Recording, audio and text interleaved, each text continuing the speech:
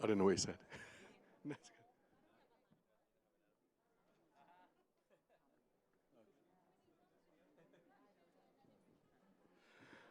Good afternoon, ladies and gentlemen. I think we're going to get started. I think Shirley Rodriguez, the Deputy Mayor of London, will be a few minutes late, running late from another event.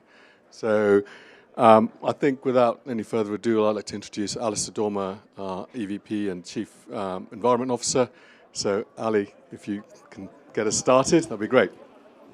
Okay, thank you very much, Ram. Good afternoon, everybody. Late on a Thursday evening, but we've got a really important topic to talk about today. And we're talking about cities, and we're in the great city of Glasgow. I hope you've all had the same experience that I've had of the hospitality of Glasgow, the friendliness of the people, the brilliant weather. I didn't think I'd say that at the beginning of the week. But no, we've had a really, really great time here. And it brings home the importance of why we're here. And this is why, Hitachi is a principal partner of COP26. There's so many things that we can do as a social innovation business. And to be a social innovation business, we need to be a climate innovation business because we need to bring our technology. We're involved in all aspects of the city. Everything from the transport infrastructure between the cities, the supply of electricity within cities, moving things in a green and an efficient way. For example, where I live in Tokyo, Hitachi provides the control system that manages the entire public transportation system, which moves 9 million people a day, which is a phenomenal achievement, reliably and on time. But that partnership is not done alone. It's done with the stakeholders of municipalities, and it's done with local industry and government to make it happen. The policymakers need to make the right regulatory framework and the roadmaps, and we've seen this developing. We've seen a very strong blueprint in Italy, and we've seen that coming in the UK in the partnership with private sectors.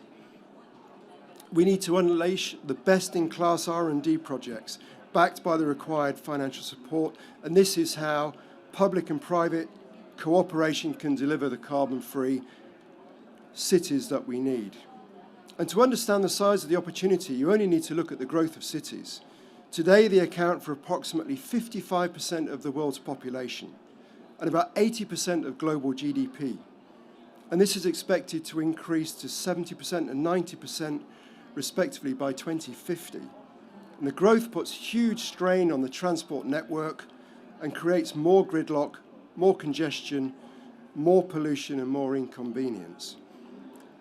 Against this backdrop, we need to encourage the modal shift from cars onto the public transportation system. We need more initiatives. We have to build the cities of the future. We need new business models, for example, buses as a service and new infrastructure. And whilst we acknowledge that cost is a challenge, it's important to remember that over time, optimizing the whole transport system, from cars to trains and everything in between, will save money because we're using less energy. At Hitachi, we have the advantage of having a foot in both the automotive and the rail camps. We already see plenty of synergy in the innovation being made in both fields.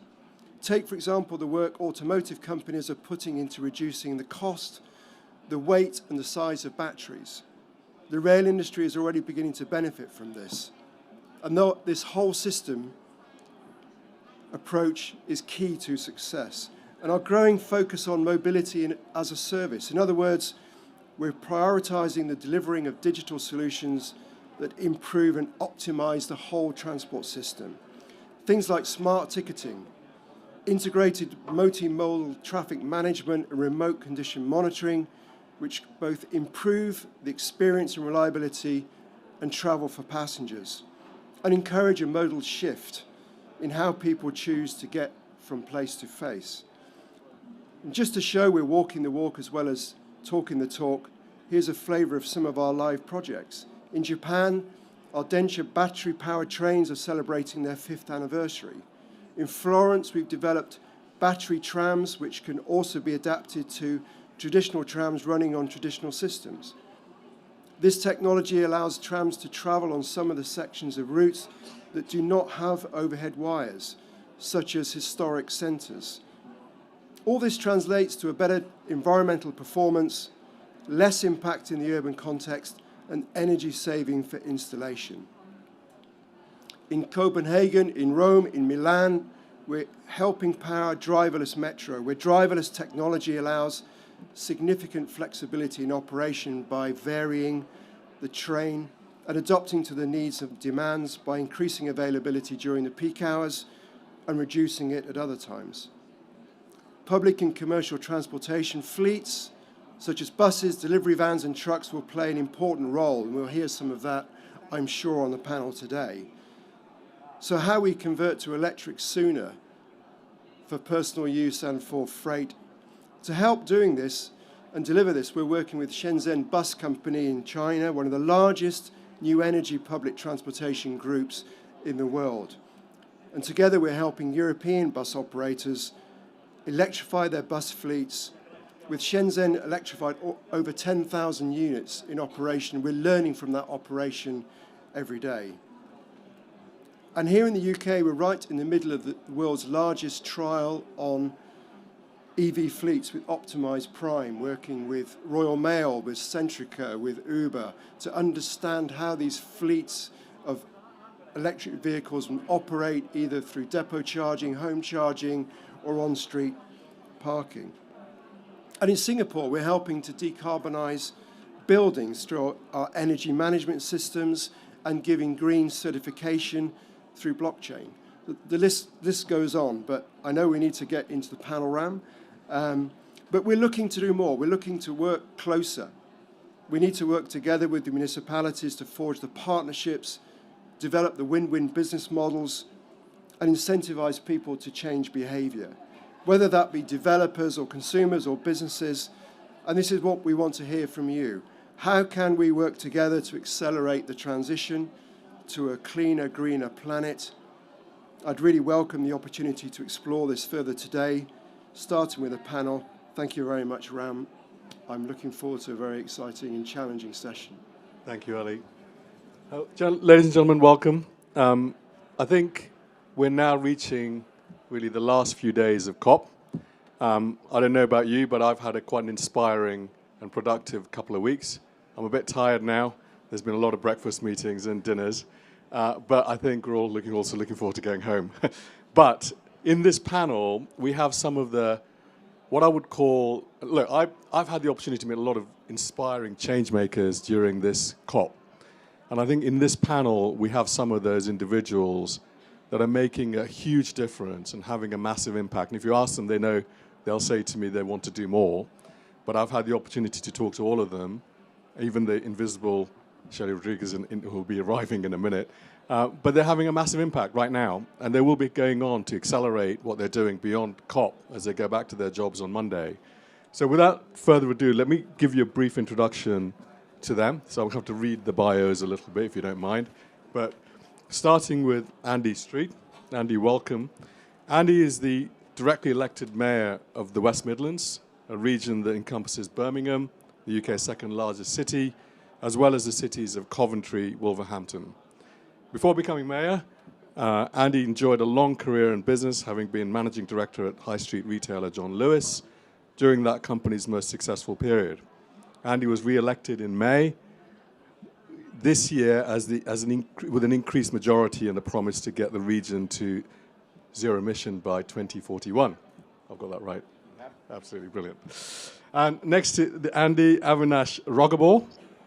Avinash, did I get that right? Close enough.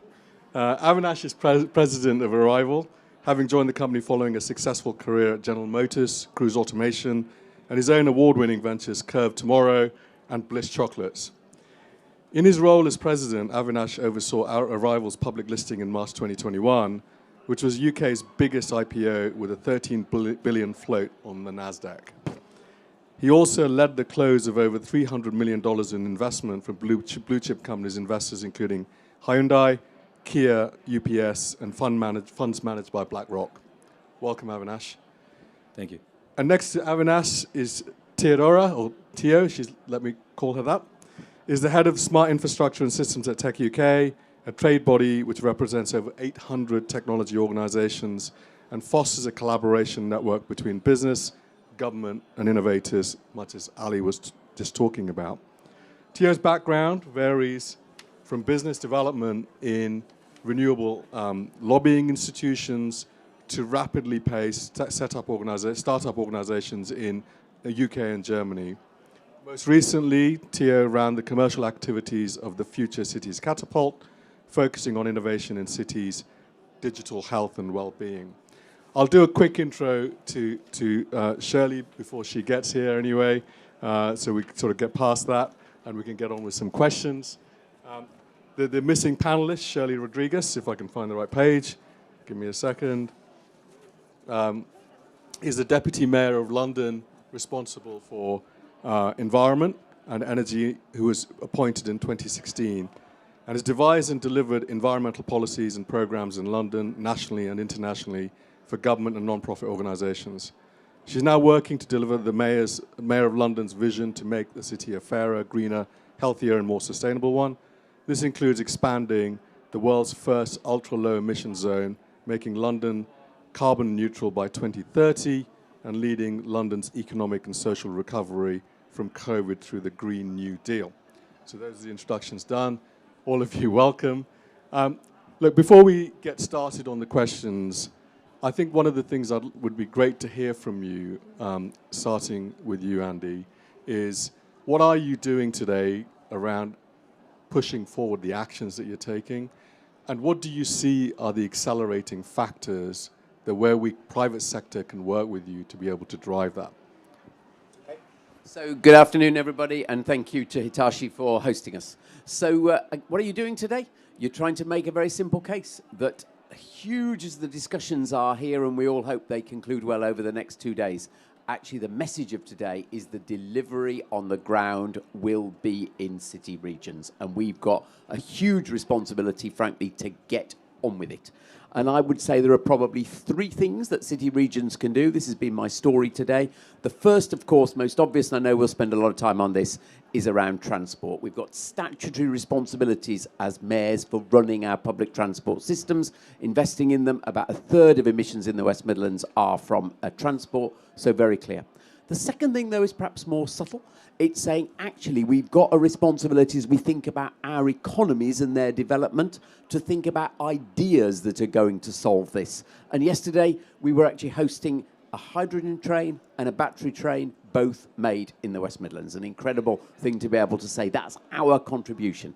And then the third thing we're saying is we've got a role actually to coalesce the consumer, actually get that power of change. And nowhere can that be clearer than in the whole retrofitting piece, where frankly we're waiting for a bit of a breakthrough as to the best way of doing this, and doing it in neighbourhoods, in localities, is in my mind the better way of doing that. So that's the story of today. And Andy, what do you see? I mean, a lot of the discussions that are going on right now, how can we accelerate? How can we just turn up the dial on our ability to be able to decarbonise? So, again, we'll come back to transport, but one of the things that I will take away from this is the whole question of how we decarbonise our existing industry faster. We've got a pilot scheme in the West Midlands, which, as you'll all know, is the manufacturing headquarters of the UK, but it has been relatively slow progress. And obviously, as we're now seeing the energy cost pressures, this is a really critical issue for us. So that's definitely an area we can go faster. And the interesting thing is too often we rely on public subsidies for this. So I think perhaps one of the themes of the 2 days that I've seen is the new financing model to bring private finance into these challenges as well. Okay, thank you. And I'd like to emphasize on that financing model. I think that part of our experience has really been, how do we unlock the private sector finance? There's an enormous amount of money that's waiting to get into this sector. We do need to de-risk the transition as well, which is an important responsibility for government and local authorities to help us do that. Avinash, I think taking a private sector view, you're building a disruptive organisation. We're working with you. Can you just give us a view from your side of the equation on how the UK is performing, and also really how you're seeing the rest of the world addressing this issue?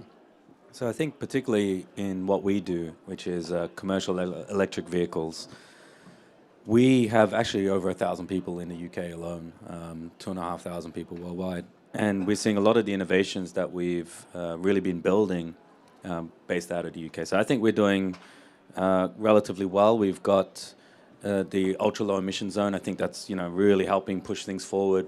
We just announced the zero emissions for the buses and trucks. So we're doing the right things. We're making the right moves. I think for us though, as electric vehicle manufacturers and I would say pioneers, we actually looked at what was the actual issue that we are seeing in the adoption of electric vehicles in the commercial vehicle segment. And the reality is, up front, is the price point. That has traditionally been one of the biggest issues, and we mentioned access to capital. But the second is, we are seeing a system that we fundamentally created over time, where we have these basically large factories in the middle of nowhere, right? Not necessarily in the UK, but in the rest of the world. And we're creating hundreds of thousands of vehicles of a single type that goes to the developed nations, gets used for 15 odd years, and then gets shipped over to developing nations, hacked together, and then continues the life, right? And you go to these cities and you see the air, the pollution, and it's all hand-me-downs. And a lot of that's the cost model. So when we looked at Arrival, we said, how do we make sure that all vehicles everywhere go electric? So we looked at really three things. We said, first of all, we need to solve the upfront price point. We can't follow the old manufacturing model and achieve that. Electric vehicles are typically more expensive. What Arrival's been able to do with our buses, vans, and the car is that we are bringing a price point to be competitive with fossil fuel. That's the first thing. That means the operator can buy it. The second, particularly when we talk about public transportation, how do we improve the experience? We need to make it seem like this is when you want to get on a bus. You want to get up and look at that bus and go, wow, that looks amazing. I want to get on there. We have young engineers that will only join us if we're going to upgrade the experience and change transportation, right? And if you don't have an ESG goal, they're not even interested in joining anymore. And then the third thing is, how can we produce vehicles locally? And when I say locally, I mean locally in the city that the vehicles serve. So we pioneered a method of production called a microfactory. We have one in Bicester. It's 20 to 30,000 square meters. It's a typical warehouse, and we can turn it into a production facility. And it really is revolutionary. And we don't use metal stamping on our bodies or paint shops, which are environmentally polluting. We have a unique 100% recyclable composite. And that means you can drop the microfactory into the city. You can create the vehicles using local talent. You're paying the local taxes. You're uplifting the community. It has a ripple effect, which we can talk more about. And the vehicles that are produced there are used in the surrounding areas. So we have one in Bicester, one in Charlotte in the US, one in Rock Hill, and one in Madrid that are coming online over the next 12 months. Thanks, Amnash. I think it's quite interesting to see a traditional market start to get disruptors moving in, which is software-driven transportation systems. So I think the key challenge is how quickly do we get into the market to drive all of this stuff over, especially accelerating it. In your view, what do you think are the accelerants that you need to see as a private sector OEM coming out of government? I think in our particular model, not too much, because I think with the operators, I think our job on this is to prove that an electric vehicle is a better vehicle and you can get it at a similar price point. I mean, if you do that and you're purchasing a vehicle, I mean, you're seeing it in the retail segment, right? Where it's on the S-curve. There is no doubt we're going fully electric and zero emission. In the commercial segment, most of the large companies already announced that, right? UPS is buying 10,000 vehicles from us. We're seeing that transition. The smaller operators, it's very difficult. So we have to show that you can get a better vehicle. So an electric van, like an Arrival electric van, about 4 tons, 4.5 tons, and has up to a 2-ton payload, depending on the configuration. When you look at that and you compare it to a diesel vehicle, which will have about 500 to 800 kilos, well, it's already a better vehicle for your needs, and it's a similar price. Then the software side, all of these vehicles are connected. You're getting the data out to the bus operators, to the cities, and to the small fleet owners, and they're able to use it to optimize how their fleet will run, make sure you maximize uptime so you bring the vehicle in before there's an issue. It's fundamentally just a better vehicle. And now you've solved the price point. So where the government can help, though, is that there is still a risk of new technology adoption. So how can we minimize the risk whether it's, I don't really want to rely on incentives because it becomes a crutch over time. And I think we need to remove those. But in the initial years of that transition, we need to figure out how to help the small operators and large ones take the risk. Because now I think the products, they're really coming there now. Thank you. And I think it also goes back to that systemic view that Ali was talking about, that although you don't want a huge amount of involvement from government, having a vision and a view as to how this optimized ecosystem can transition, I think is quite important, which does de-risk that transition pathway. And I will say the charging infrastructure, right? Yeah, we absolutely. need to roll that out. Yeah. Brilliant. Theo, coming to you now, you represent, on that note, really, the technologists that, dealing with smart cities, building technologies, as Shirley. Hi, come on in. Welcome. You're right. We won't ask you quick. Let you take a breath, and then I'll come back to you. Thank you for joining us, Shirley. So, Theo, tell us about what you're hearing, and what are the sort of, again, what do you need to see as accelerants in the market?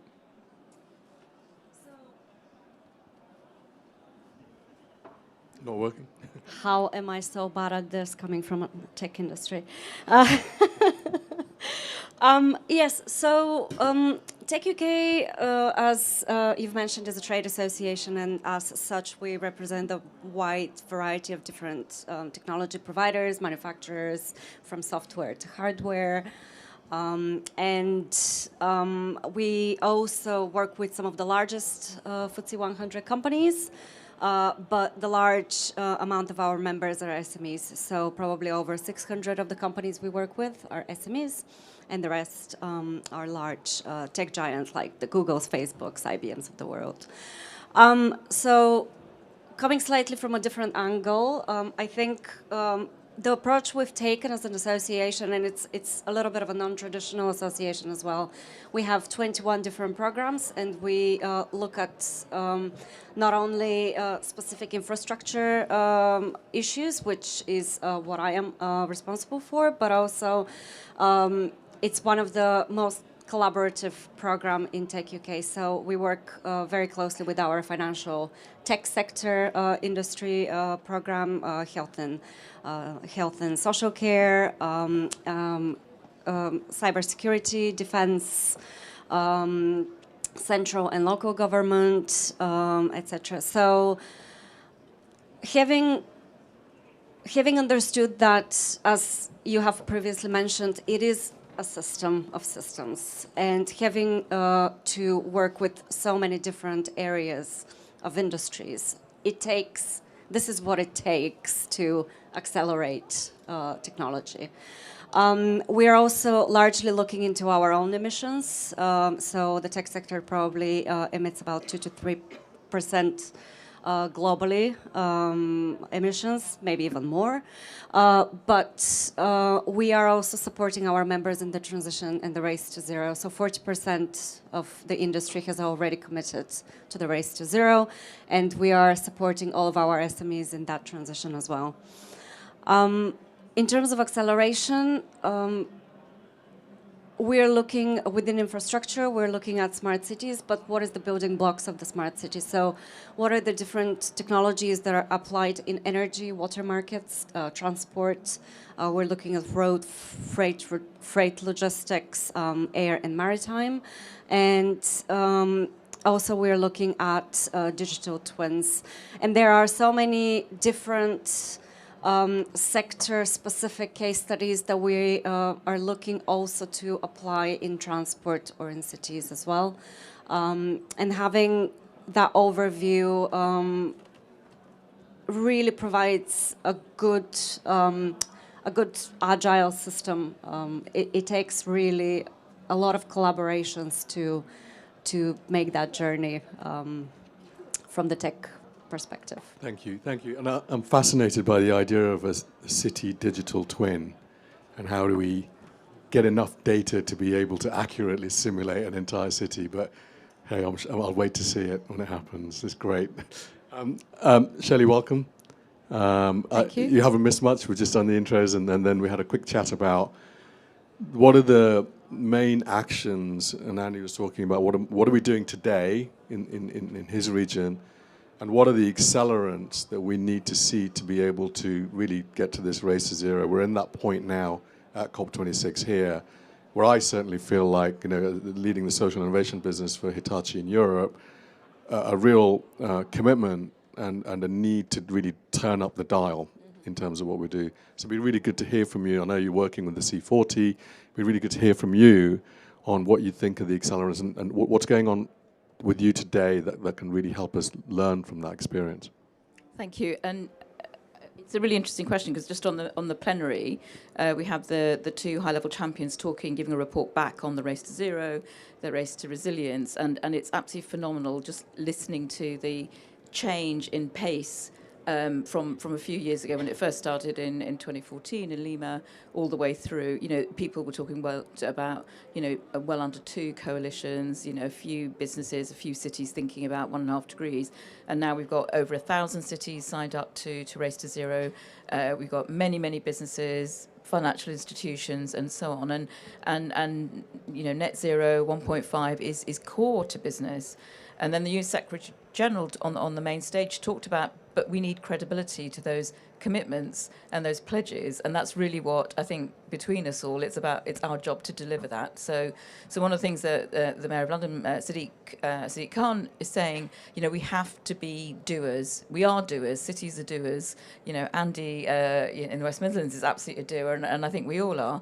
But we need to really accelerate that. So the sorts of things that we're trying to do in London, for example, Sadiq talked about the ultra-low emission zone, which started out as a small zone in central London, testing about, how could we really ramp up action on reducing air pollution for all the health and economic and social disbenefits it has, but it also tackles climate change. And then we've seen how phenomenally successful it was, reducing pollution in the centre by 50%. So then it's about leadership, and it's about people taking bold decisions and saying, we need to go for it. And in this decade of action, it is completely about that, and holding your nerve as you push forward. But obviously you can't not take people with you, so you've got to give people time, you've got to explain why you're doing it and what the good outcomes that will bring, whether it's health benefits or good green jobs, high quality jobs, the sorts of jobs that, in fact, that we're sort of regulating in London, but the jobs are in West Midlands, in Andy's region. But we don't mind that, because this is about how does the whole country, the world, really develop fast and hit that net zero target as soon as possible. Thank you. And Ali, when he was presenting earlier, talking about this kind of systemic approach to transformation, and when we look at different regions, or even looking at a national level, how do we utilize the whole transportation system, the whole energy system, to think of more of a master architecture approach about what we're going to do? And I mentioned it a couple of times to people, and I think government have gone, oh, this sounds like a good idea. But there's also a private sector nervousness around, okay, we don't want too much interference from government in what we're doing, or even at local government level, we just want to get on with it in terms of what we do. So I'd like to ask really Andy and Shirley this question around, how do you see public-private partnerships at regional level, at local level, enabling this to take action together quickly so that we can just accelerate that process? I'll start with you. So thank you for saying I'm a doer. And you didn't hear my first contribution, but it was exactly as you said, Shirley. It is actually about the cities getting on and implementing and deliver. So it's great to hear that common piece. So we didn't talk much about what transport innovation we're trying to bring about in the West Midlands. So let me just have a little bit of that, and then I will give you two very clear examples of your question. So, of course, we said a third of emissions from transport in the West Midlands. We have to provide a good quality alternative to the car.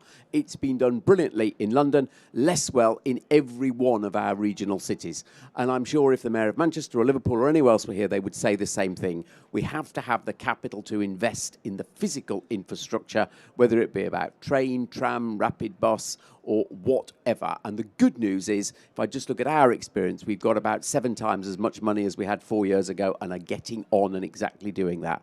It's been put together by a combination of public and private. Yes, the government has actually been much more generous than it had hitherto been, but actually in our case, every investment has a big private operation, because unlike in London, our transport operators are private companies, and that for us has worked well. Give you 2 great examples of specificity around this. The competition that we won for Coventry to move to be an all-electric bus city, and that's quite a thing, to get a city to be literally every vehicle will be electric. That is a combination of government funding, some money from us as the Transport Authority, but actually it's the private sector in the form of National Express putting their cash on the table. If I look at a smaller example, what we're doing about our on-demand bus services for rural areas, because we naturally think of the big, dense urban areas, it's easier to find the solutions there. Those on-demand services is very much about using the data, and the heroes of that actually are the IT services companies who are providing that. Then they combine with the public operators around the actual provision of the service. But it's, to me, fascinating how the big breakthroughs have been able to combine the public and the private together.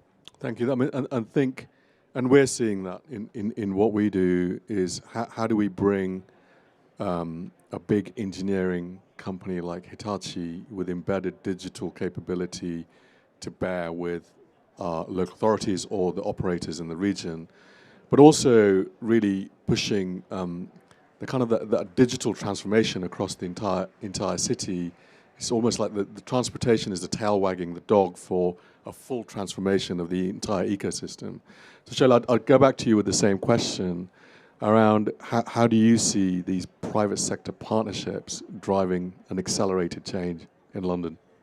It's absolutely critical. You know, you have to have that partnership. We can't do it as a public sector alone. So if we take, for example, the work that we've been doing on electric vehicle charging points, when Sadiq came in 2016, very few rapid charge points or indeed standard charge points, and we had to and we wanted to, because we didn't have the money as a public authority, drive the acceleration and implementation of those. So working with a number of private sector companies, but also private financial institutions to try and ramp up the funding, to invest. But there is a balance there between the public and private investment. I don't think we quite got it right yet. I think we definitely want a bit more private investment here. But there's a lead there, and this is a trajectory for a lot of things where the public sector might start to reduce the risks, but as people get more confident and as business can convey what they need, together you share the risks and the rewards, and that's what we want to make sure that we all do, because obviously the rewards go to our citizens and our businesses. Then that works. So on EVs, that's worked. On some of the things on electric vehicle. The zero-emission capable taxi, for example, that is a combination of regulation, the mayor saying we're not going to license any more diesel taxis in London in 2018, and that forced the old taxi company to partner up with Chinese and other countries to come together to develop a new zero-emission capable taxi, which is being developed in Coventry. So I was up with Andy, Sadiq and I, and it was a fantastic new company that is now moving on, and I'm sure Andy could talk about this, talk about electric vans now. So this is what a combination of public direction, steering, light touch, but needing to be there to protect those social benefits and promote those things like air pollution and climate change, but allowing those private companies to innovate and really move forward. And we're seeing those taxis now being sold abroad. It's fantastic. That's a great example. Thank you. And I think that's exactly the momentum that we're starting to see now. And Avinash, I want to come to you on a slight tangential question. I think we've heard a lot about what the UK is doing and what our cities are doing here. You've got experience of dealing with lots of other cities all over the world with the program that you're doing. What are you seeing there that could be best practice that we can look at, or what are you seeing here that's best practice that maybe we can show the world in terms of what we're doing? That's a great. That's good, and that's a great question. So, I'd probably use the city of Charlotte as an example, as one of the examples. So in Charlotte, we've already announced the microfactory, and interestingly, in Rock Hill, just about 20 minutes south of that, we actually have another microfactory.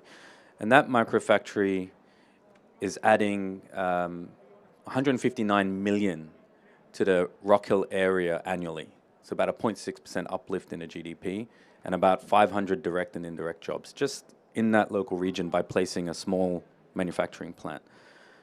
What's interesting is we're talking to the cities about because we can produce vehicles at lower quantities and still be profitable, it's unlocking a whole new business opportunity. So we're sitting with the cities and we're saying, okay, I'll give it a story. When we first got an iPad and we put books on there, we basically replicated the original book down to the page 10. So we had a fundamentally beautiful new piece of technology, but we just replicated the old thing in a new way. And what's really important now is that we think about this as a system and that we are already imagining where we need our transportation mobility system as a whole to be and developing those now. Because the danger is to just flip it and we're going to run into the same problems. You won't solve congestion, you'll solve cleaner air, but there's a lot of other societal issues that you will not solve by simply turning them all to zero-emission vehicles. So you fundamentally have to develop a new mobility ecosystem. To do that, you need these partnerships.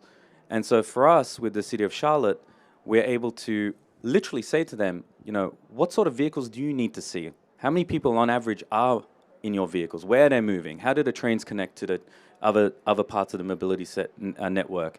And we can actually just custom build vehicles based on that use case, right? To begin with, we're starting with the bus, the van, and the car, but they won't look the same in the next rollout because we'll be talking to cities.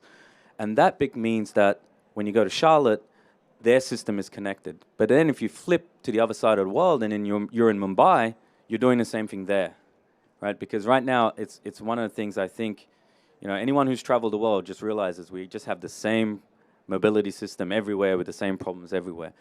And so that's the importance of cities, because it's not the country. The country is too big a problem to tackle in the sense of, you know, how do you design the whole thing? But if cities are working with cities, working with companies like Arrival, we can design an interconnected system. And I think that's, you know, that's what we're learning. We're seeing countries literally say, we want a microfactory, we want them in these cities, we'll invest in it as well, you know, because of the economic uplift. Come and bring it, and we'll have an open data platform that we can share our data with other companies, and we can actually use data to drive how we design the system. So I think that's something we could do in the UK, absolutely. And are you seeing anything here that you think is best practice that we're doing well, that we can sort of share? There is a lot. I mean, I would say that the ultra-low emission zone, I mean, that is just, that's a big step, and it has a ripple effect. And as that expands out, I mean, you're doing two things by doing that. You are ensuring that the thing that's causing the pollution is out, right? So clean air, we've got 30,000 people in the UK die a year from that, right? But you're also making it, you have to go and bring that vehicle in. So then when you're sitting back as the private company, that's a market opportunity now. You know that there'll be people that will go and purchase that vehicle. So you now rush to, and you know, you explain some of what happened to get the electric vehicle out, the taxi, but there'll be more of that, right? And so then we start to respond. And then as we're responding, the prices start to come down and other opportunities develop. So things like the ultra-low emission zone is really important. I think the net zero for the trucks and buses, I mean, more of these, it causes like a chain reaction. So I see that government really, with policy, they spur the action, and then the industry responds, and sometimes the other way around. But it is a, you know, it is a cycle. Yeah. I agree with you. I think one of the reasons we're driving the environment agenda for Hitachi out of the UK and Europe is because I think the advancement of the policy, the regional activities that are going on, which allows us to kind of go much further in our ability to invest in technologies and then start to sort of expand that out on a global basis. So one of the things that's close to my heart is the impact of digital around this kind of broader ecosystem. Tia, I want to bring you in on that. I've spent 30 years in digital and 16 years in climate change. I think I've told lots of people that. The point is, one of the things I've learned while I've been in Hitachi is the importance of embedding engineering in the infrastructure and the software together. Because often software players think about, you know, platforms saving the world independently of the infrastructure we need to transform. And what's happening around cities, around the transition to zero, is we're having to do that in unison. And you deal with software platform providers. You know, in Hitachi, my job is linking the engineering world of trains and energy and mobility to digital. It's difficult, right? Because there's two mindsets that come together, but absolutely critical for us to be able to make this transition happen well. What are you hearing from the Googles and the Microsofts and all those guys in terms of their view? Are they doing it independently, or do they see that intersection happening? So it's a very interesting question, and unfortunately or fortunately, we are living now in a digital economy. And the way we've designed cities, transport networks, energy networks, water networks, infrastructure, or the built environment is changing, and we cannot do the same thing we've been doing anymore, basically. And those relationships are extremely interesting, and there are some very interesting partnerships emerging from those mindsets. So embedding digital is tough for a lot of companies and a lot of hardware providers, but it's not impossible, and the investment is there and the technology is there. So I just want to give a couple of examples. I mean, Optimized Prime is a good example, for example. It takes an energy provider, a technology company, Royal Mail, National Grid to roll out a big infrastructure piece like that. So I think this is the way that industry is going to go forward. And then we are seeing some interesting examples from, for example, Samsung, who have a partnership with Bulb, which is one of the energy providers in the UK. And they, as a technology provider and an energy company, together they're able to provide different services to consumers within their homes. Another interesting partnership is another energy provider like Octopus Energy have a partnership with Tesla. So I think this is the way that the world is going, and the challenge really is one, skills. I mean, the whole education system is changing as well, and we are, as a technology association, are there to also promote digital skills down the road, because we will be needing those in much more volumes in the future. And also understanding and providing the confidence that the technology is working. So this is why we're looking a lot into cybersecurity. We're working with DCMS, with NCSC here in the UK, looking at international standards as well.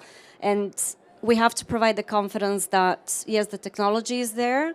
Those partnerships are possible. And the confidence is that it works and it's secure for the consumer as well. Thank you. Avinash, and one more on the same point with you. You're essentially a digital company manufacturing buses, right? This is how I see you. So that's the right description. Yeah, basically. So just tell us a little bit about that journey, in terms of, that this is the point I'm trying to make around, we're now seeing embedded IoT, AI in pretty much all of the infrastructure that we're getting in now. There's two things I see as the challenge. One is you can get embedded technology coming in on the component elements, but you also need to connect the system up as a whole in terms of optimization. So it'd be really useful to get from you, from that perspective, how you're combining those two things effectively to kind of disrupt the market. So you're right. I mean, we see ourselves as a technology company who happens to build buses, vans, and cars.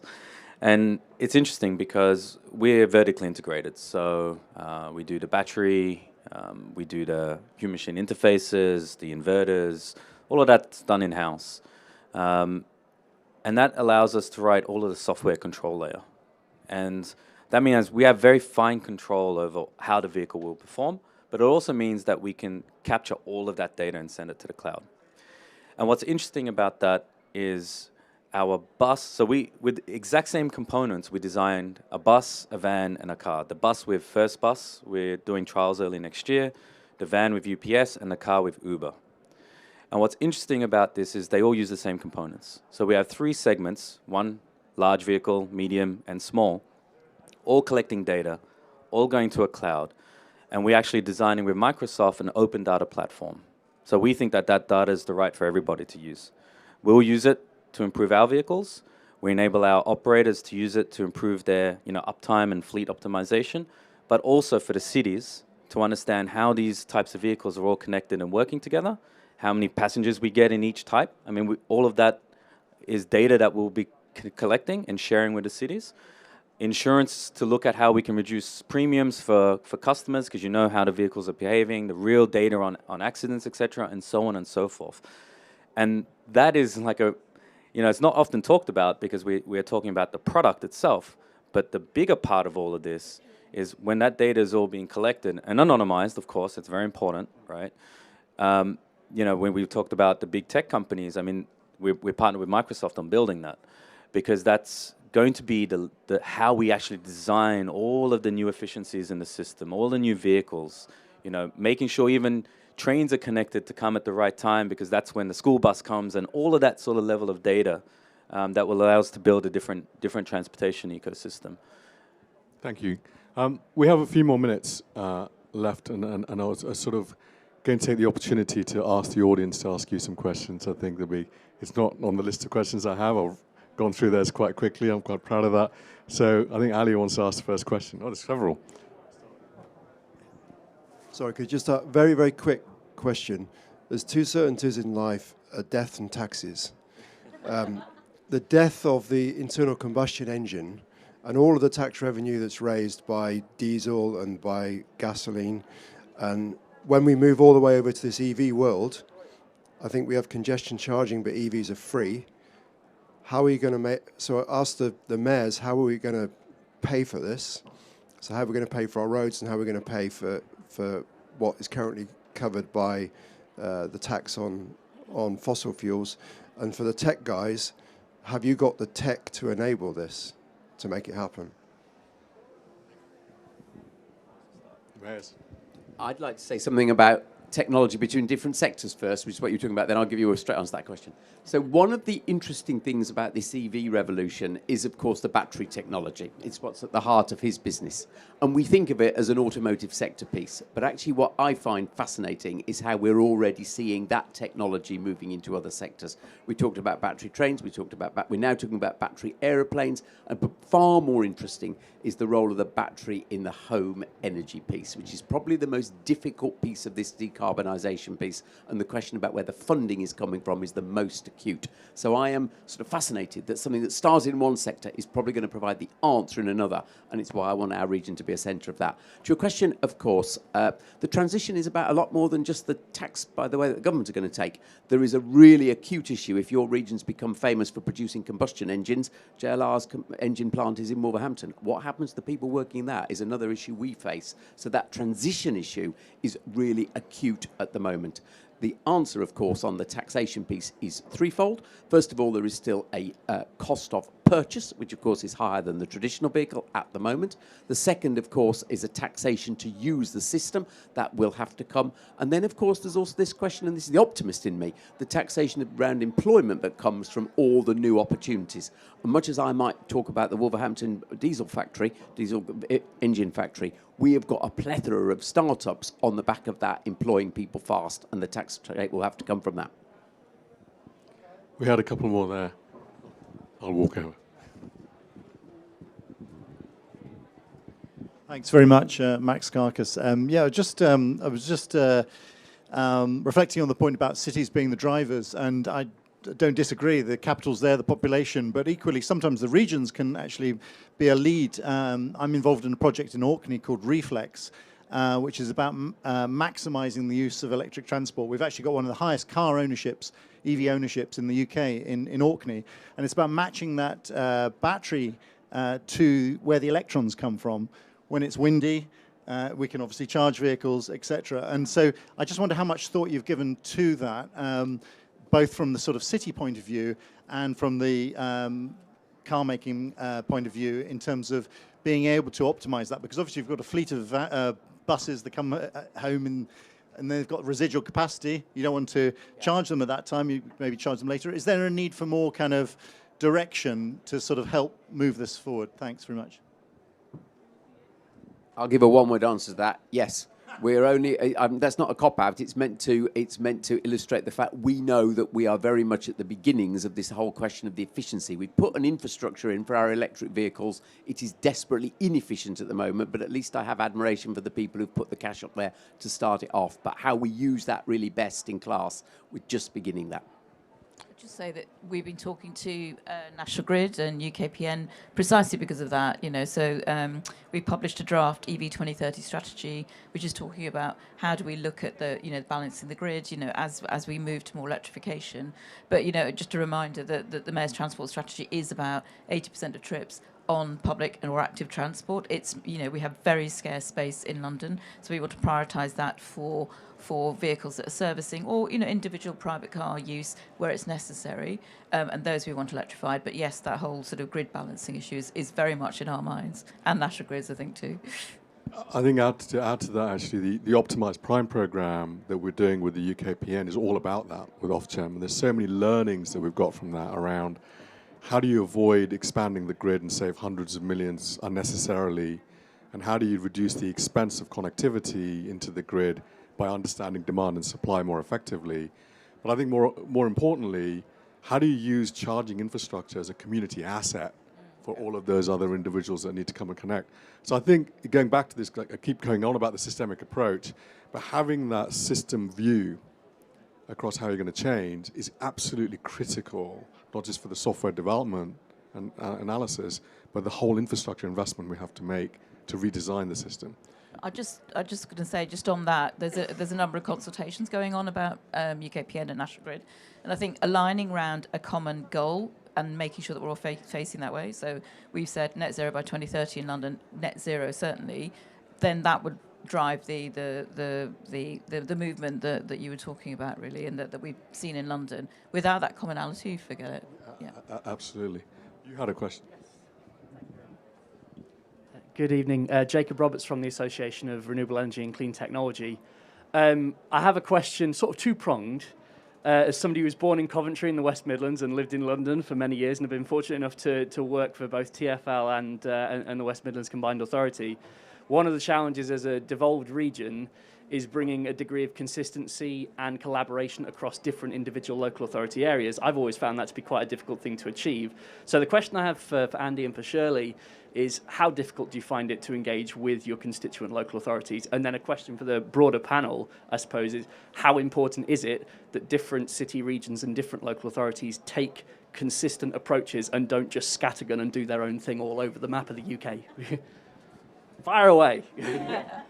This may surprise you because it's a fair question, but I would say we find it pretty straightforward in transport because of one thing above all else. We have got the statutory responsibility. Now, that might sound very dry, but it's a very important point, because if it's clear who is ultimately responsible, the Transport Authority, which is regional, the rest follows. And I'll give you a brilliant example of how that's working in Coventry at the moment. We're trying to design, literally from basics of engineering, a tram system for a middle-sized city like Coventry. Yes, we can do it in London and Birmingham, and we can do it in Milan and Florence, but if you take middle-sized cities, Coventry, Stoke, Middlesbrough, how do you do something that is sustainable? And so the simple question is, how are we going to reduce the cost many times, but by a large proportion?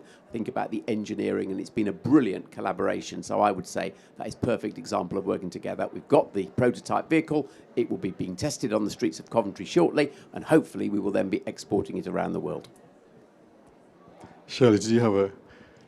Maybe it's not as straightforward as it is in the West Midlands, but we have very good collaboration with our local authorities. But I think we have to remember that they are trying to reflect what their local areas need and their local citizens need.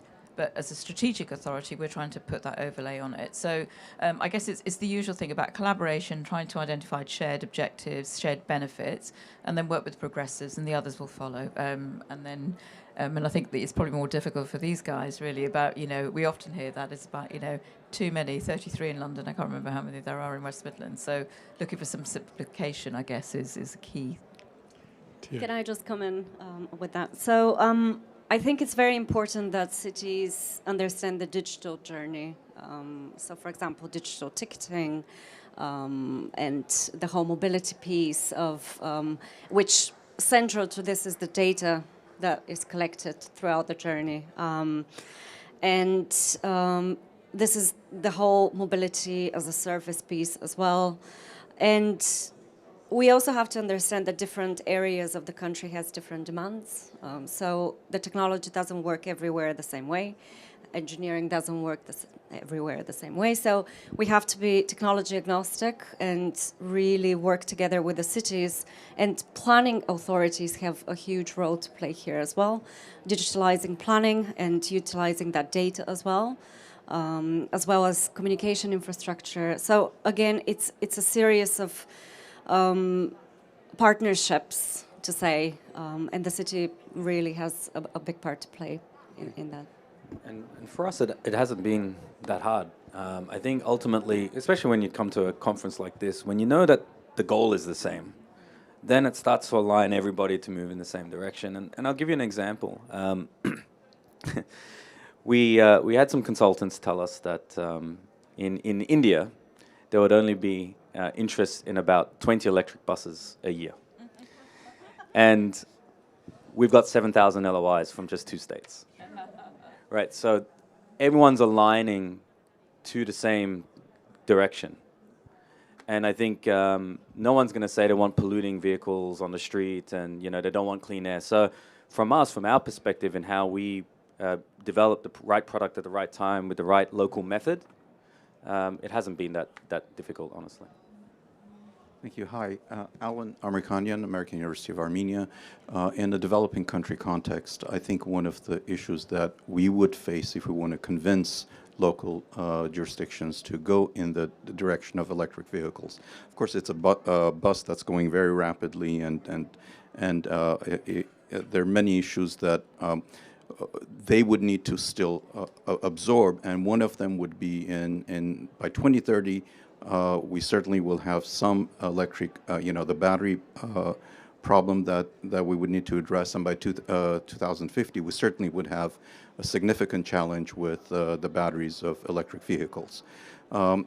What would be the recommendation on the policy side, on the regulatory side, as well as the technology side, Second Life approaches, and what recycling? What is being thought through if we're thinking about the systemic approach to the challenge? So this is one of my just personal aims, honestly, is that we create an equal mobility system around the world. And I mentioned this earlier, right? We see that it's not.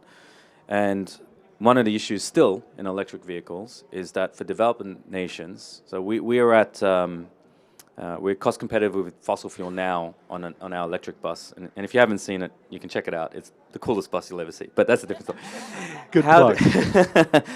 So when we go to developing nations, small islands, etc., and they're at risk of climate change and have already really bad air quality, there's still a cost differential, right? And so we've just announced an R&D center in India that's actually going to go even lower cost on an electric bus, so we can flip that market. But we need help from financiers and other companies to help shift the whole world over. Then it comes to the recyclability and the second life. We have to take the batteries out, we have to put them into energy storage. And then it's going to be a city-by-city issue again. If you've got a lot of sunlight, those should be powered up by solar panels, right? If you've got renewable sources using wind, let's use those to power up. So we've got a project where just take our batteries, put them in containers, and just use them for grid, because it's not as clean solution as you see in the UK and Europe when you start to get out into other places in the world. And so there's a lot to do. Can I ask you a cheeky question, even though I'm supposed to be answering them? Are you designing your batteries with recyclability in mind? Yeah, because I don't yet see that. 100%. So there's two parts to this. From the cell forward, we're a very clean industry, and we all want to talk about global emissions and all the rest of it. From the cell backwards, so where do we get the raw materials from? No one wants to dig into that. And that's the other thing we've got to do as a coalition. We've got to get all of us, Tesla, Hitachi, cities around the world that are going for ultra-low emission zones. And we've got to go look at how we can fix that part, because it's horrendous. And I will say that as an electric vehicle manufacturer. I love that, the conversation around cell forward and cell backward, and it's important that we look at that whole circular economy concept. We're out of time, but I'm just going to ask for last comments from Shirley and Theo on the same question that was just asked. and then just close down, if that's okay. I know people have to run off for trains, etc. I completely agree. I think the technology is getting to a point where it is becoming a lot more affordable. We are allowing countries, so obviously governments, especially here in the UK, the government has allowed a lot of competition. So battery-operated vehicles will just decrease in price, in my opinion. And I think it's all about clever procurement. The technology really is there. For example, with batteries, we are now seeing a lot of innovations like plug and play and utilizing recyclable batteries as well. Having brick walls. There is a startup working on, for example, you can drive up with your moped, just take out a battery and then go and then come back and just take another battery. So at some point, we might even transition to utilizing that kind of technology rather than charging our vehicles themselves. So I think it's the educational part is important and clever procurement, in my opinion. Thank you. Yeah. Shirley? Yeah, absolutely. A circular economy approach, responsible procurement.